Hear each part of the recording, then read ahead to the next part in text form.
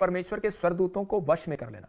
स्वर्गदूतों को, किसको? स्वर्गदूतों को वश में कर लेना। तो आज कहता है जो उपवास कर रहे हैं सही ढंग से, उन्होंने कहता है कि कार को वश में नहीं किया हुआ, आदमियों को वश में नहीं किया हुआ, स्वर्गदूतों को वश में किया हुआ है। भविष्यवक्ता जो होते थे, परमेश्वर तो क्या एक वरन 2 बार बोलता है, परंतु लोग उस पर चित्त नहीं लगाते।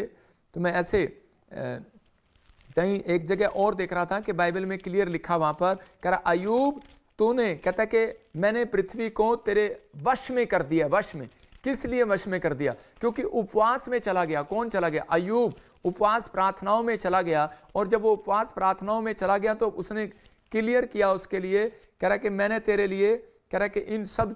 तो नमस्कार दोस्तों, आप सभी को जय मसीह की।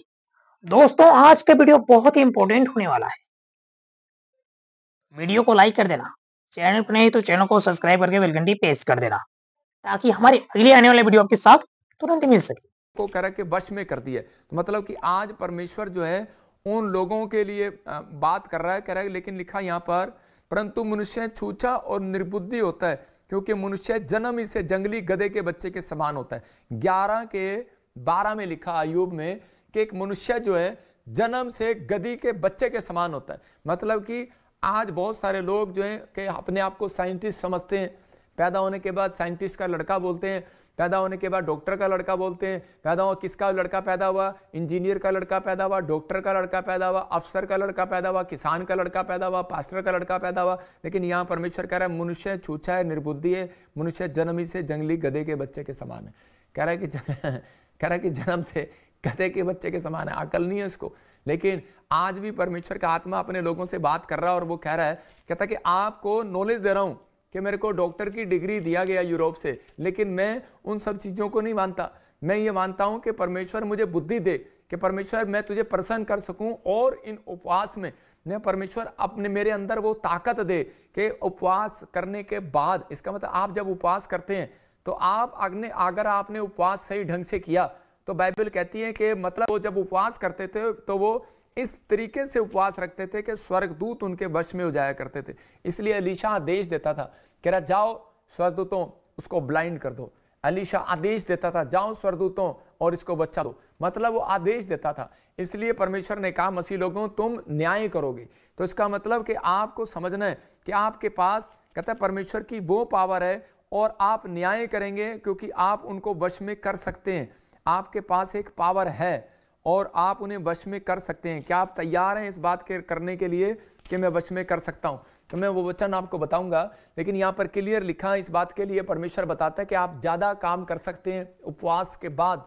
आप ऐसी शक्ति आपको देगा परमेश्वर, आप ज़्यादा काम करने पाएंगे। लेकिन आपको कह रहा है कि जब वो शक्ति आपको मिलेगी उपवास में, आप ऐसी पावर मांगे परमेश्वर से कि परमेश्वर मुझे ज़्यादा काम करने वाली पावर दे। तो आप उसको इस्तेमाल करो, बिजनेस में करो, चाहे आप पढ़ाई में करो, चाहे आप मिनिस्ट्री में करो, सेवकाई में करो। जब मैं मैकेनिकल इंजीनियर था, प्रभु में आया, तो उसके बाद मैंने परमेश्वर से फास्टिंग करके ये उपवास मांगा, उपवास में प्रार्थना किया, परमेश्वर मुझे ऐसी शक्ति दे कि पवित्र आत्मा में करोड़ों नहीं मैं अरबों आत्माओं को बचा लूं।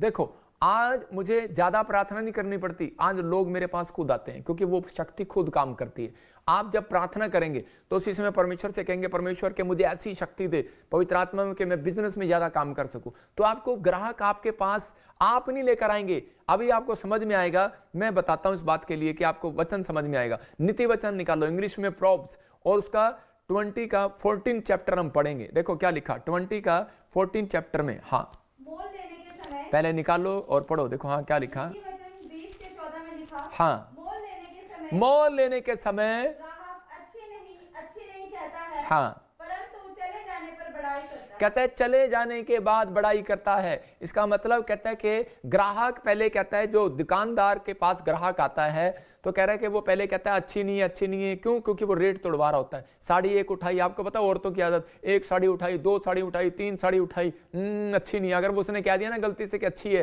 तो उसी समय मालिक कहेगा, दुकान वाला कहेगा 10,000 की है तो इसलिए वो उसको पता है कि अगर मैं अच्छी कहूंगी तो उसी समय जब वो कहती है बेकार है तो वो कहेगा अरे मैडम ले लो, सस्ती कर देंगे, थोड़ी और डिस्काउंट कर देंगे।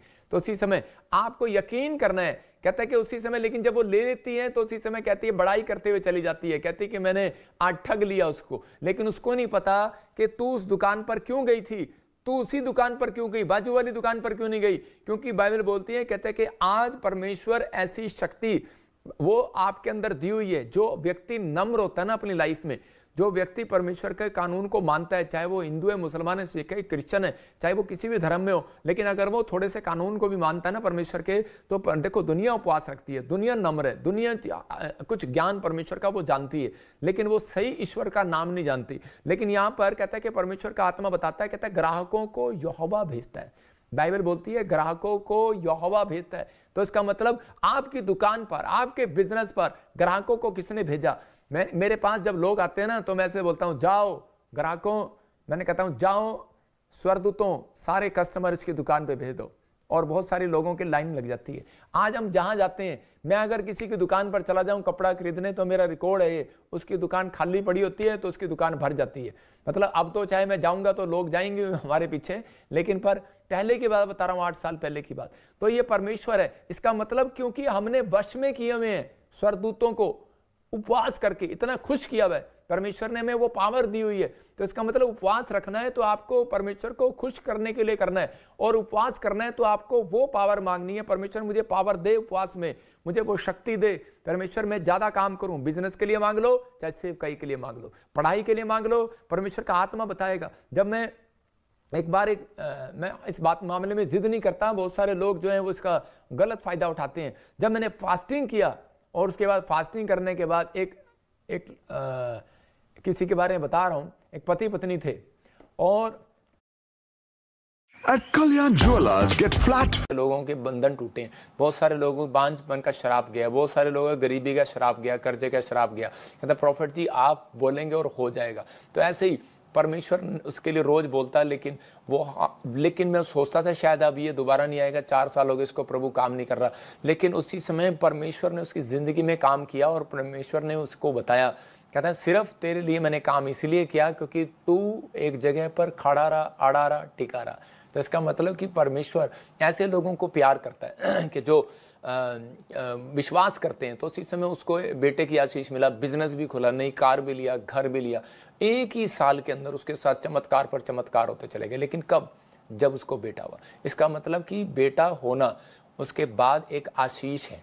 तो जब आप बेटा होता है तो बच्चे होते हैं तो उसके बाद आशीष आती है। कुछ लोग शादी नहीं करते, कुछ लोग बोलते हैं कि पहले हम फ्यूचर बनाएंगे, पहले हम बच्चा हम बाद में करेंगे, पहले फ्यूचर बनाएंगे। लेकिन फ्यूचर कभी नहीं बनता। फ्यूचर हर व्यक्ति के साथ जुड़ा होता है। जब आपके घर में एक बच्चा आता है तो परमेश्वर उसके साथ धन भी भेजता है, उसके साथ आपके कर्म के साथ साथ आपके लिए कहता है मार्ग भी खोलता है। यहाँ पर अंधा भिखारी जो था,